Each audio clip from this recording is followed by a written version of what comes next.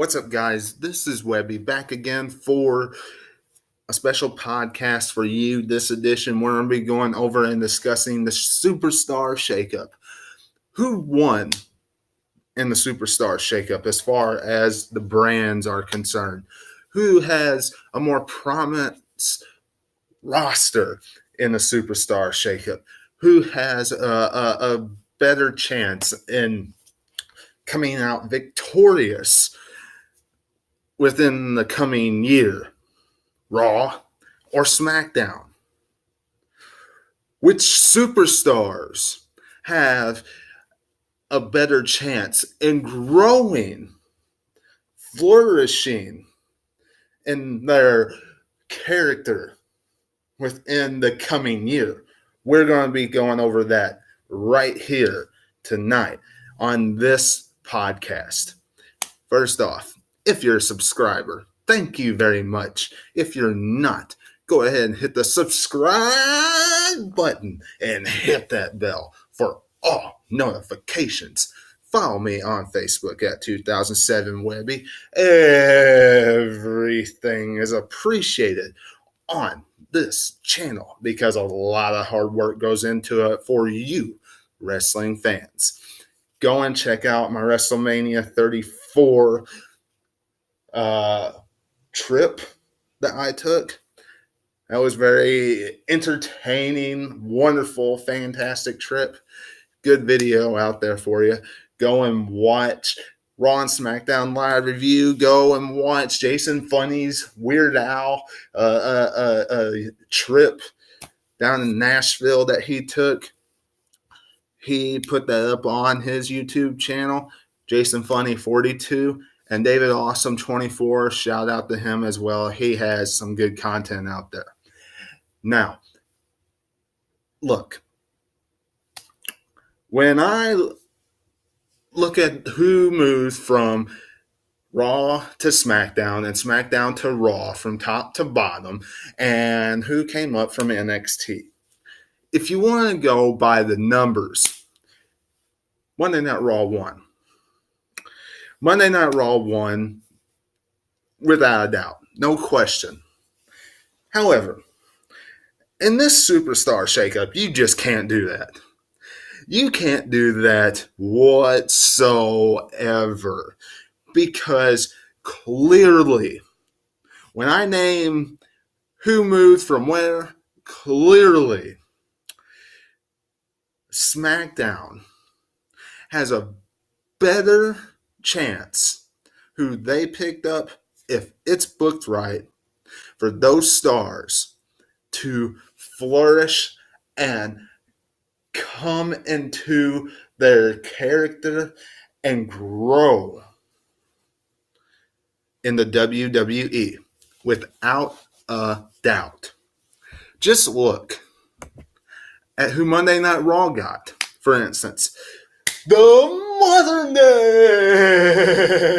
Felharaja, Jinder Mahal, Kevin Owens and Sami Zayn.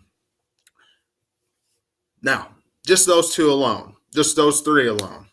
Jinder Mahal going to stay in the mid card. I can't see him being Universal Champion anytime soon.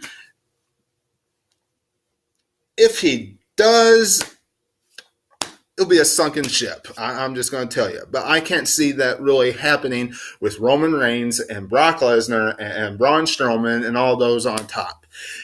Kevin Owens and Sami Zayn, good tag team. They would work together with feuding with Kurt Angle, and then they would add some great depth in the tag team roster. Dolph Ziggler and Drew McIntyre, both the same way. There are two others that came up. They'll feed off each other fantastically, and they will do good in the tag team division.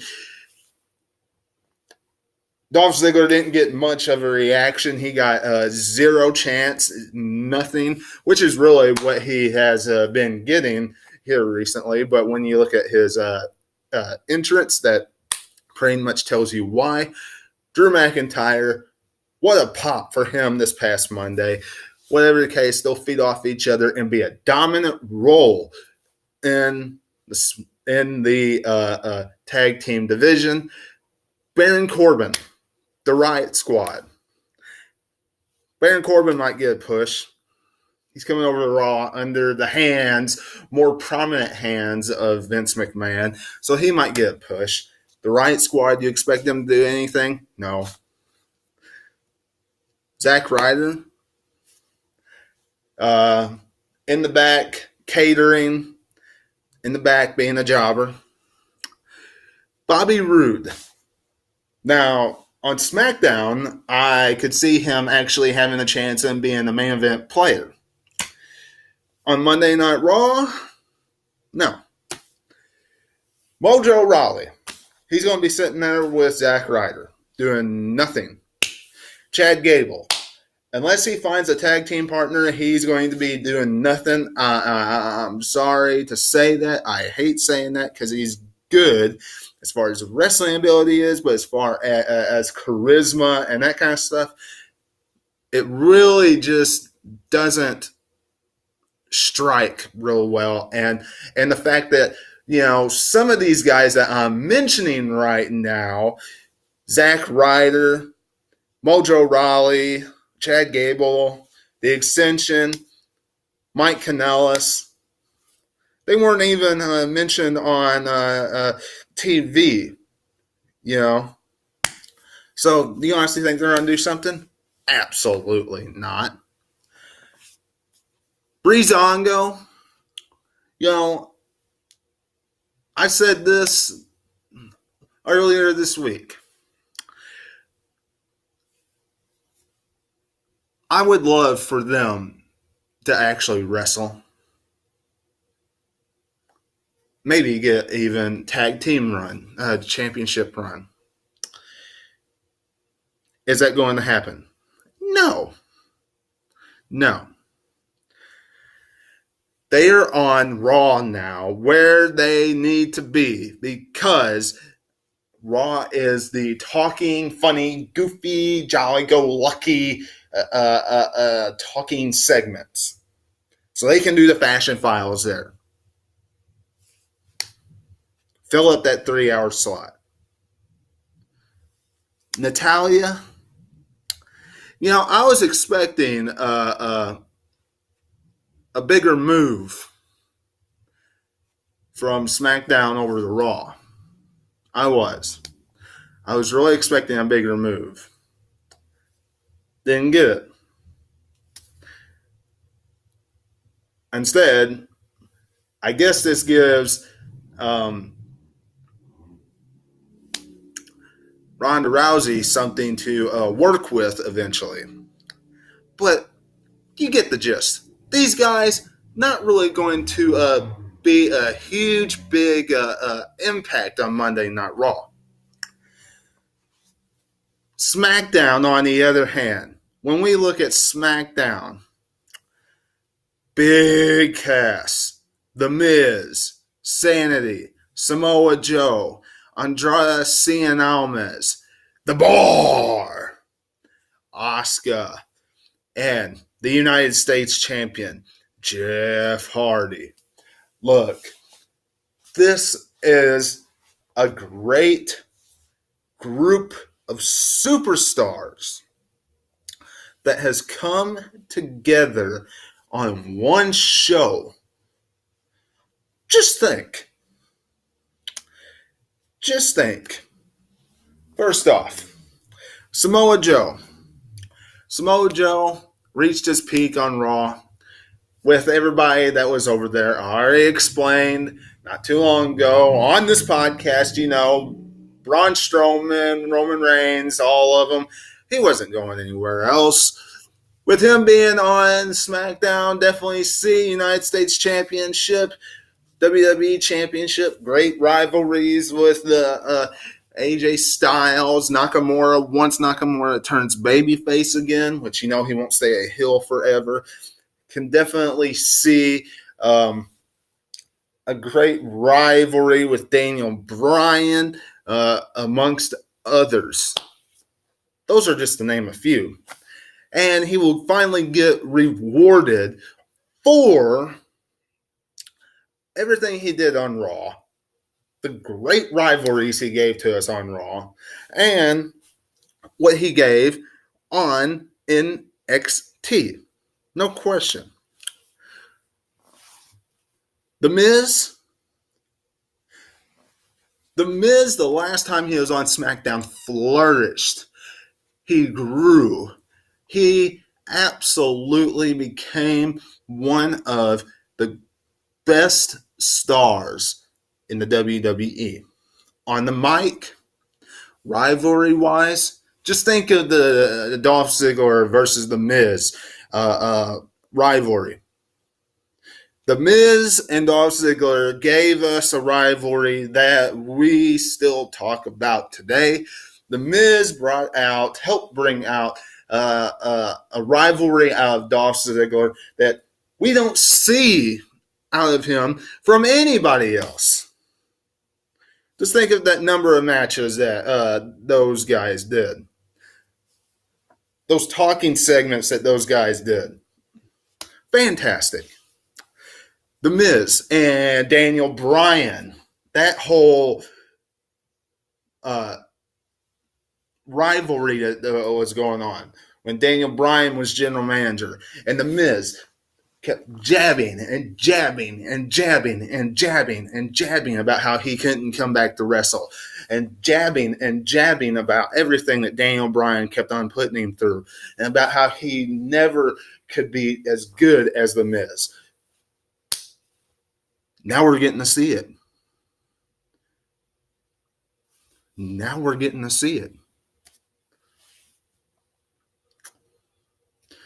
It's awesome. Can't wait to see that and everything else that The Miz is going to bring to us. The Bar. Great, better change of scenery for them. They accomplished everything they could on Monday Night Raw. Who else could they beat? Nobody. There was no one left to beat. Absolutely not. So, the Bar coming over, fresh faces, fresh tag team matches. Good. Asuka coming over. This I like, but I don't. I think it was a huge success. I think it's a huge move for SmackDown. However, I think it's a nail in the coffin for Carmella's reign. Either on greatest Royal Rumble of all time or Backlash, one of the two, because I think Asuka and Charlotte will pick up right where they left off. No matter what kind of picture they show on the internet about how awesome it is for her to be there, I think that's going to pick up right where it left off. Now, Asuka being over there, what else could we see? Asuka and Naomi. Asuka and Carmella. Asuka and Becky Lynch. Got some fresh faces for her to face. Defeat. Because there's no question she's not losing again anytime soon. And if she does, that's just stupid. Jeff Hardy. That was a surprise to a lot of us. We all thought it was going to be Seth Rollins having Tuesday Night Rollins. A big part of us did. Because Jinder Mahal came over with the U.S. Championship. Ends up dropping the title of Jeff Hardy. And we thought Jeff Hardy, at least I did, was going to have a nice little run on Monday Night Raw. And then we could see Seth Rollins carry the blue brand. That would have been cool to see. Didn't. I'm not going to complain about it. Jeff Hardy being over on SmackDown. You can see Jeff Hardy versus Samoa Joe. Jeff Hardy versus AJ Styles in a rivalry. Jeff Hardy versus numerous people. Ty Dillinger. Jeff Hardy versus You name it, he has it. And he is the type of guy that can carry that United States Championship.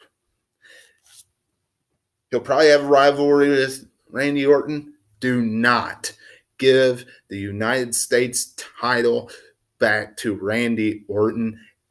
Does not need to happen. Randy Orton does not need to be a two-time United States champion.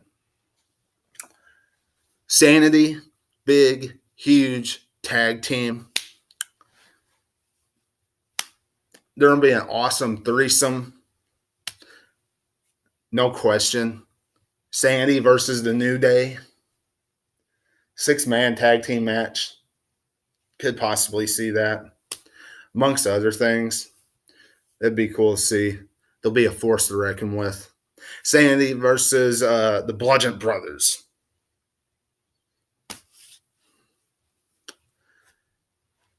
Andrade Cien Almas. This could be some great rivalries, some great matches. Just think.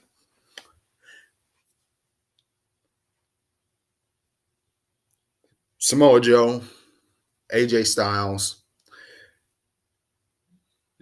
Nakamura, Daniel Bryan, Jeff Hardy,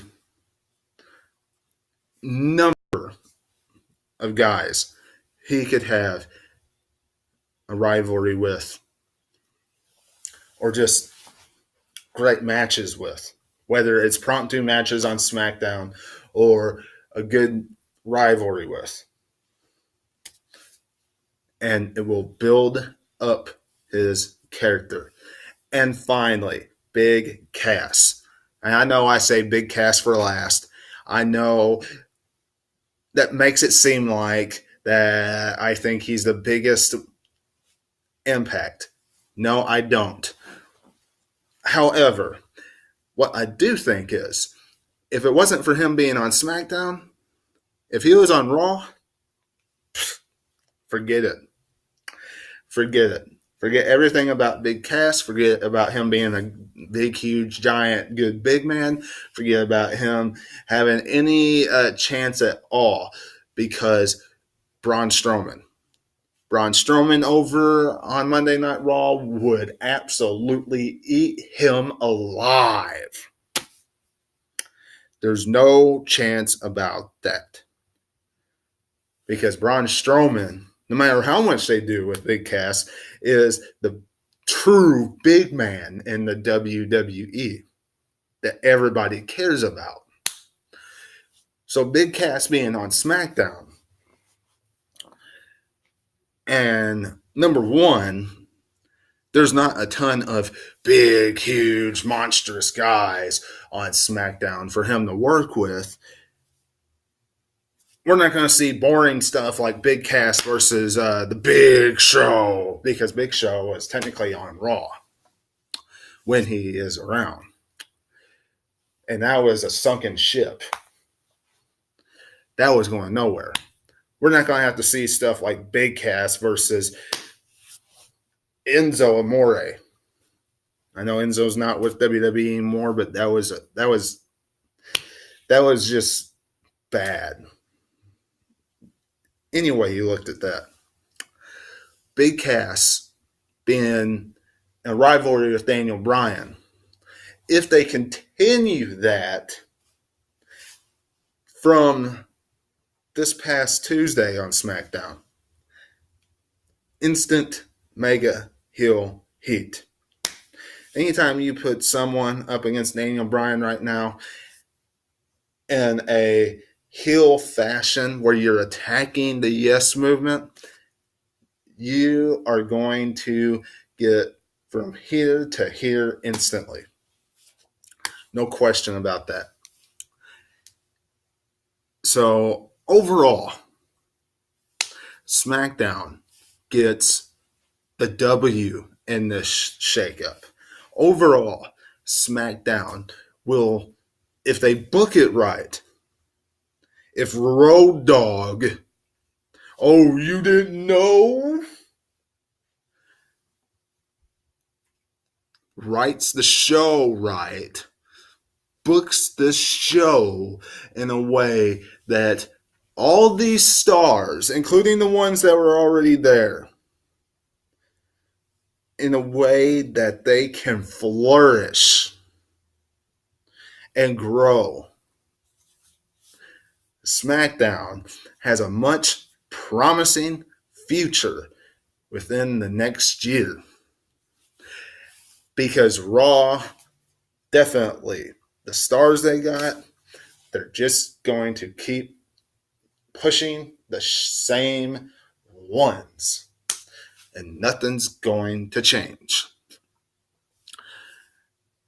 Y'all let me know what you're thinking in the comments below. Y'all let me know if you agree with me in the comments below. Tell me if you think Raw won. Tell me if you think SmackDown won. Tell me if you think WWE is going to take this draft, take this shakeup, and flush it down the toilet and treat it like they've done some of the shakeups, some of the drafts in the past, and keep the shows just absolute garbage throughout the year, and they just do this for ratings. And tell me if you just don't care about the shakeup at all. Tell me anything that's on your mind down in the comments below. Subscribe, do everything else that I mentioned at the beginning of this podcast. And until I see you again, this is Webby, and I will catch you on the other side. Talk to you later.